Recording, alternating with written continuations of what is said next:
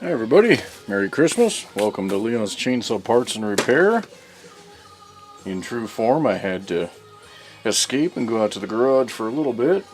I've had this McCulloch sitting around for a couple weeks now, and I really was curious to see what the story was on it. I picked this up because it is a late model version of a Mini Mac. This is the Silver Eagle 2016. See if that's visible. Not as much as I'd like. There you go. So the Silver Eagle line was one of McCulloch's marketing gimmicks towards the end to try and, set themselves apart. This was kind of the pro level line. The reality is it's about the same as the difference between a Chevy and a GMC, which is not very damn much other than a few, in this case, colors. The plastic is actually molded in the gray. This is a gray powder coat. It's actually fairly durable, which is nice. McCulloch was always pretty good about their kind of textured finish being durable and holding up, but some of the other paint it wasn't as bad as Home Lights, but it was close. So anyway, this thing's a survivor, in great shape. I bought it on eBay, of course. Didn't have much to go on other than it didn't have a bar and chain on it, and it said it didn't run. Well, that turned out to be simple. These things come apart really easily. If you search through my history of videos, you'll see I want to say it was a Mini Mac 30 that I had apart and put back together.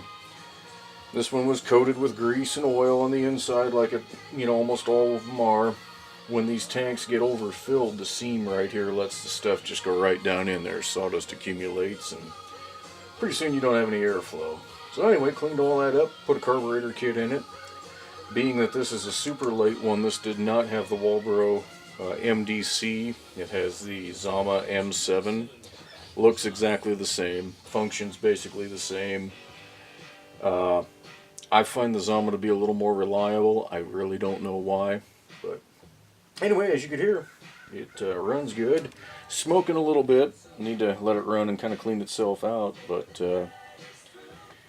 I don't work on a huge number of McCullochs, and I don't have a huge number in my collection. But the ones that I do have are from my youth, are inspired by that. My dad had a Mini Mac 35 that was on the shelf from the time I was born. The single bar bolt had broken on it, and he wasn't about to tear the damn thing apart to fix it. He went out and bought himself a Home Light Super 2. This would have been back in '78, and I came along not long after that. But growing up, I always saw that saw up there, and I'm like, Pop, there can't be that much wrong with it. And he told me. And eventually, I was 11 or 12 years old, convinced him to let me work on the thing. Got it running. That was my first saw. It had a little 10-inch bar on it, and I ran that thing for quite a long time. And I don't remember why I ended up quitting, what wore out on it, but anyway, I've always had a fondness for the Mini Macs, and the Silver Eagle is a pretty unique one in the line. They didn't make very many of these, so anyway, this one will get drained of fuel and put up in the collection.